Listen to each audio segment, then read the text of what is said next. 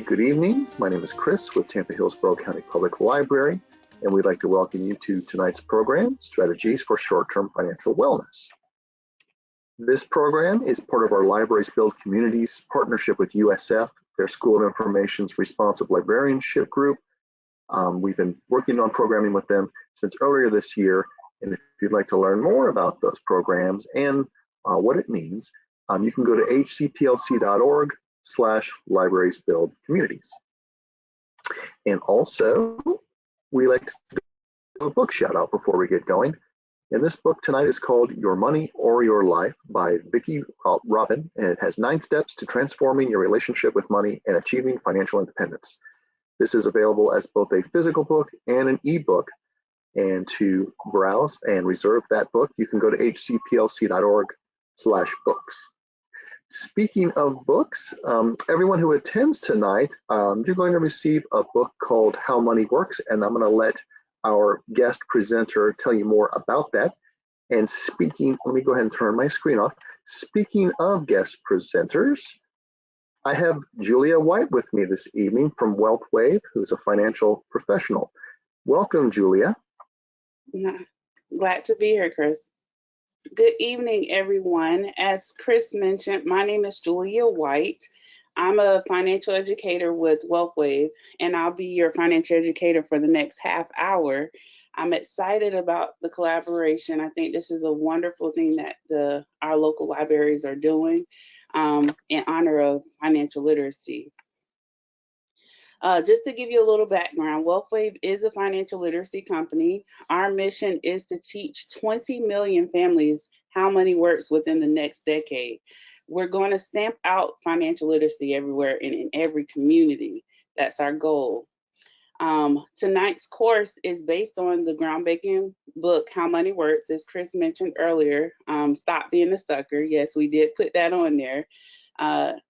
It's now have over 500,000 copies in print, and How Money Works is the first financial education book that anyone at any age can enjoy and benefit from. For example, I let my 10-year-olds, my twins, read the book, and they were able to understand the concepts that were introduced there. So that's just how simplistic it is. Our class tonight is titled Short Term. It's the 4th of 5 elements. We have a series that we do, and when I spoke with Chris, we pinpointed that we would do the short term this evening, but you're welcome to visit our website and take a look at the other ones. This element is all about what to do right now to get your financial house in order so you can enjoy more peace and confidence in the present, and so you can also start positioning yourself to build wealth for the future. So let's get into it. In our book, what you're going to find is there are 7 money milestones. The short-term portion starts with milestone number 3, creating your emergency fund. We recommend you save at least 3 to 6 months of your annual income to prepare for any unexpected expenses like unforeseen medical bills, home appliance repairs, maybe the hassles of fixing a car, a pandemic, and don't forget the costliest of all is possible unemployment. And we've all seen what that has done to our economy here recently. If you're currently living paycheck to paycheck, like many people are today, your emergency fund could be the insulation that separates you from financial disaster if something were to happen. So you want to check out these sample annual incomes and how much you'll need to fit our 3 to 6 months income guideline. There are 2 rules of an emergency fund. Rule number 1 is that your emergency fund is only for unexpected emergencies. I know when we have a savings, we have a tendency of dipping into those savings, but you want to map out specifically what is considered an emergency. If you're married, have that conversation with your spouse and only touch those funds if it meets that criteria. Rule number 2 is if you need to use your emergency fund to fix a car, replace the fridge, pay for braces, don't hesitate to use it. That's what it's for. Just make sure that afterwards you add back a little money every month until your emergency fund is full again. Once you've worked with a financial professional to square away your proper protection and your emergency fund, it's time to talk about managing your debt, which is milestone number 4.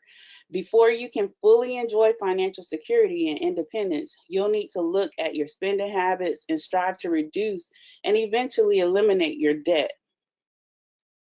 I hate to say this, but our culture, debt in our culture today, debt is sweeping crisis um, with a mouthful of suckers right now. So I know it's a mouthful to say, but it's true. There's no shame in admitting that you're struggling with debt, as it's one of the most common threats to having a sound financial future. But it's something we have to face. So, for a little statistics, the average American today has about over $28,000 in personal debt. And that's not including your mortgage. And many have much more than that if you factor in student loans. And don't forget, over half of Americans suffer from some kind of anxiety relating to debt.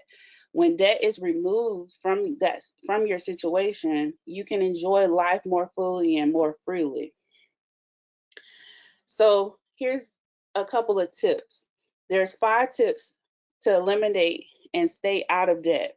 You want to know what you owe, no more late payments, go after one debt at a time, stop charging and cancel unused subscriptions, and consider refinancing your mortgage. So let's dig into each tip, starting with know what you owe. We suggest you make a list of all your credit card debts and loans. It may sound tedious, but you'll feel so much better when you have your arms around these numbers and information. For each debt, you want to write down your numbers and the dates. It's a very important step, and you'll understand why in a minute. Then, once a year, pull your credit report from one of the free online services. Make sure it's accurate and up to date. You'd be surprised how many people do not pull that, and they have stuff sitting on their credit that's harming them. By law, every American has the right to a free credit report every 12 months.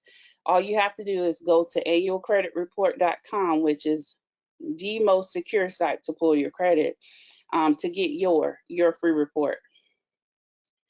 Check the websites of the top credit reporting agencies for pointers to improve your score and report any areas that you do find. You want to look for the word dispute when you do that. And these are the 3 credit bureaus: TransUnion, Experian, and Equifax. Paying after the due date hurts your credit score and can accrue late fees. A good credit score can open opportunities for you to have a lower interest rate on loans, such as your mortgage. There are 2 tips to paying on time. You should set up automatic payments, or you should consider setting alarms on your cell phone. Whatever it takes, you definitely want to make sure you're not late. If you have balances on multiple credit cards, you want to pay down those total balance one card at a time. You should pay off the smallest balance or the highest interest rate first. Whichever you choose, you should pay more than the minimum payment and as much as possible when it's within your budget. So for example, here you could start with card 1, which has the lowest balance by far, even though it has the highest interest rate than card 3. Then you could zero out card 2, which has a similar balance to card 3, but a significantly higher interest rate. This is why writing down your information about each of your debts was an important step. You want to make sure these decisions will help you build momentum as you steadily eliminate each debt one at a time. As you pay off each debt, you're freeing up income. But don't spend it on eating out or new shoes. Use it to create debt elimination momentum by adding the money you were paying on the previous card to the next one. So for example, if we started with card number 1 and you were paying $500 a month, which is pretty high, but follow me for a minute. If you were paying $500 a month, and the second one was $1,000, and the third one's $1,500 a month. When you paid off that $500, you're going to add that $500 payment to the second payment. You're going to continue to pay the $1,000 you were paying on the credit card to, but you're going to add that $500 to it, and that's going to help you pay it off a lot quicker. So when you free up each card, don't start using the funds. Use it to pay off the next card. Repeat this process until your credit card debt is free. Your goal is to have zero balances, but remember, don't close the credit card accounts. It's generally better to keep paid off accounts open from a credit score standpoint. Many people stop charging things and stay out of credit card debt by stashing their cards in a safe place. Another way to stay out of credit card debt is to use check cards and mobile pay that pulls from the balance of your checking account. Also, you want to consider canceling digital subscriptions. You'll be surprised how much money is racked up on subscriptions each month, such as video streaming services. Especially if you don't use it. One way to lower your monthly mortgage payment is to consider refinancing, which could help you free up cash to accelerate your debt payoff. By paying on time, correcting credit report errors, and reducing debt, your credit score should improve. And in time, you may qualify for a more favorable interest rate or a more favorable loan for your home. So increasing your cash flow is milestone number 5. While the suckers ripe about how tight things are, the wealthy are plotting how to free up more cash flow. This means seeking out ways to earn additional income and better managing their expenses. So let's investigate how to do this. So cash flow is the money you have available to spend or to save. After you've established proper protection, your emergency fund, and focused on debt management, you're ready to zero in on growing your income. More income can accelerate everything you and your financial professional are working towards. Here are a few things you can do to increase your cash flow. You can create and stick to a budget, which is the number one thing you can do. Most people don't have a spending plan. And if they do have a spending plan, they don't stick to it, or they don't monitor that spending plan.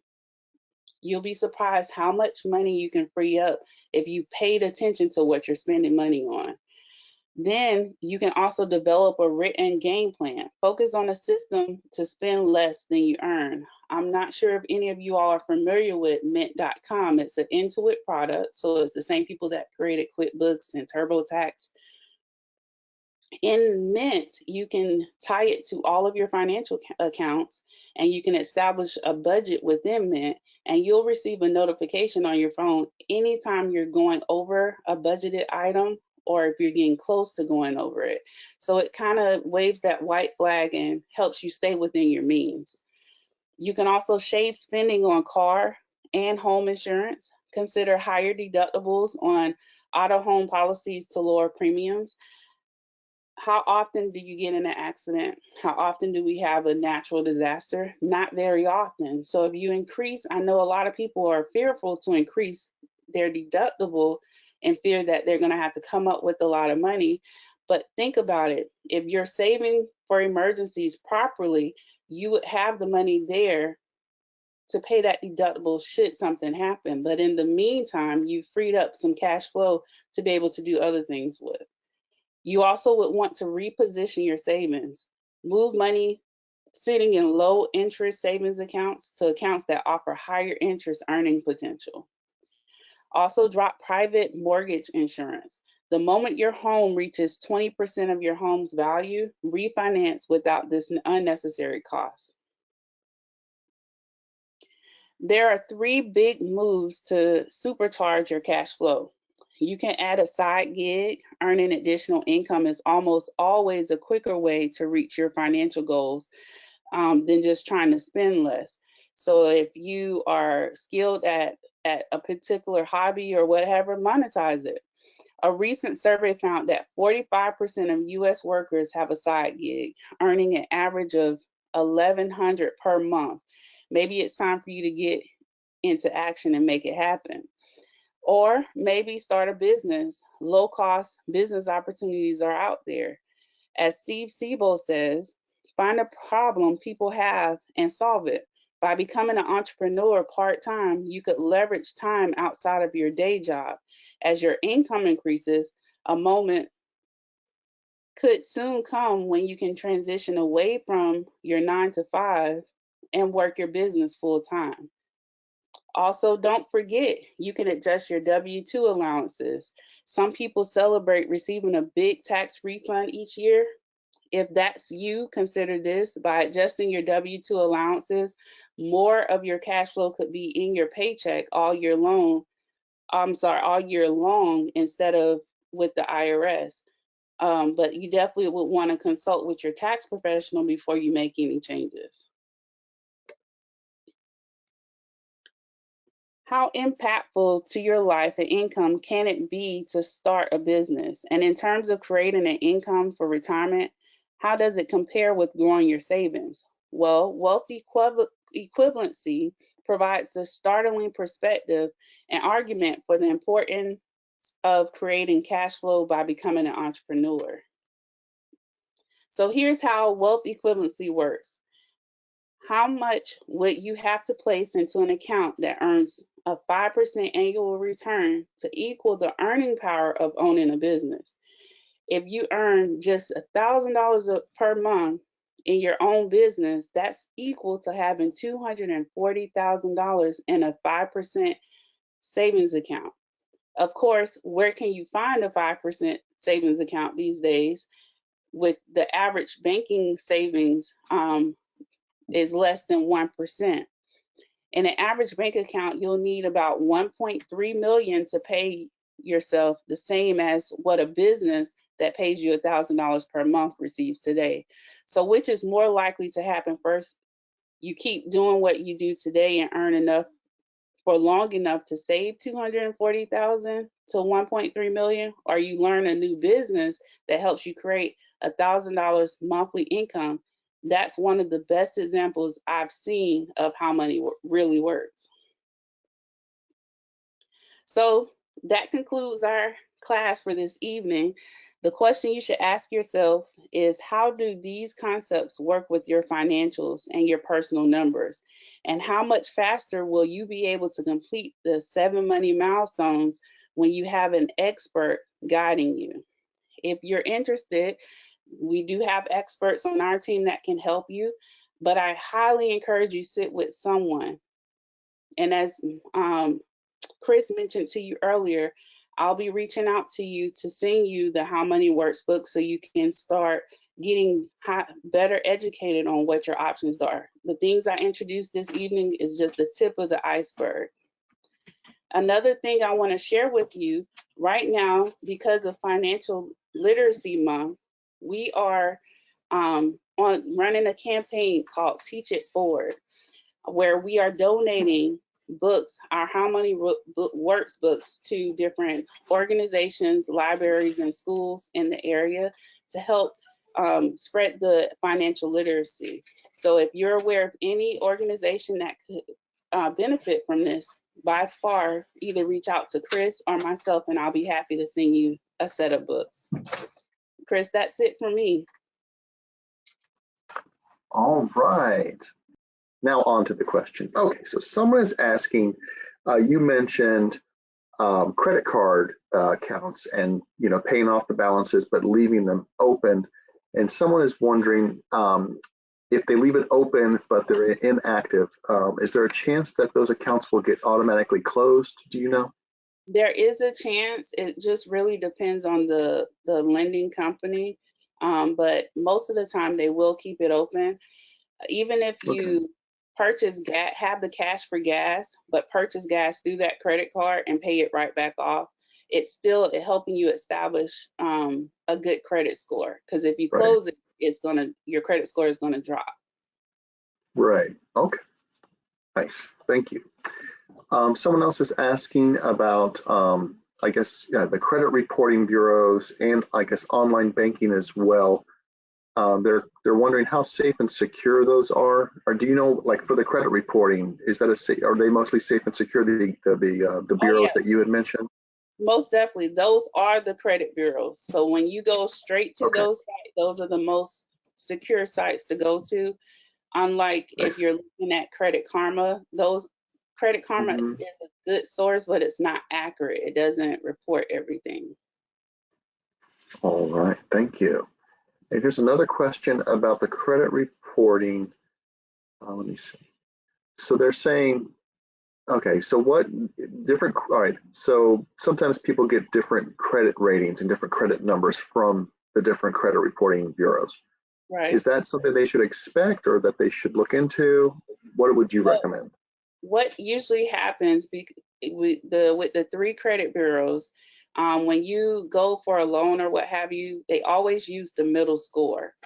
Okay, Each credit bureau reports the same thing, but the reason you want to pull your credit report is because one credit bureau may have something different than another, and that gives you grounds to dispute that. okay. Oh, that's good to know.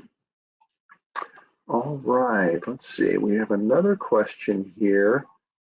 Um, these programs, these libraries build communities programs are for families and I guess parents who have older children or college students, and they're wondering, are there any common mistakes or assumptions that you see amongst younger people when it comes to financial wellness?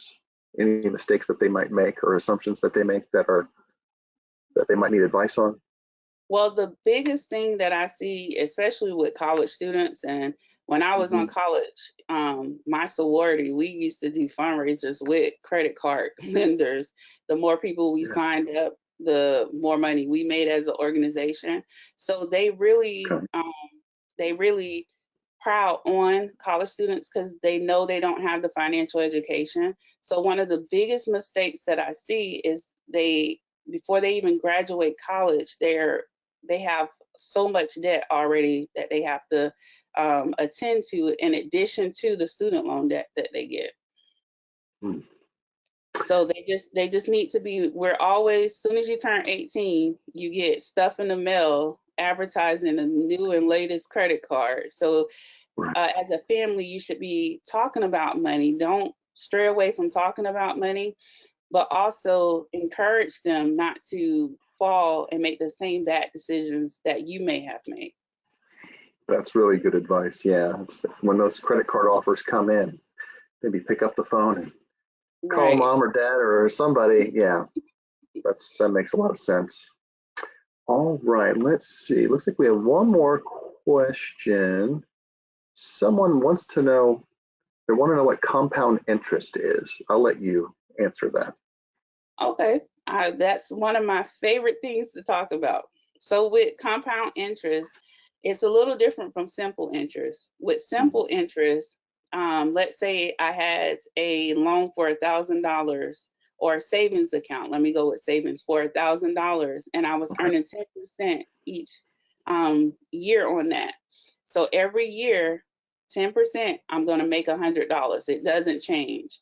How compounding works is that the first year I may make $1,100 with the interest included in there, but now that's my new balance to start with. So next year it's compounding on the 1,100, and it just grows and grows. Okay. It's so important that when you're looking at saving accounts and investment accounts, that Mhm. you make sure that it's compounding. If it's not compounding, it's not working for you. That's good to know. All right. Well, I'll give another moment here. If anyone out there has any more questions, please feel free to post them. If not, we can move on to our wrap up. All right, doesn't look like we have any more.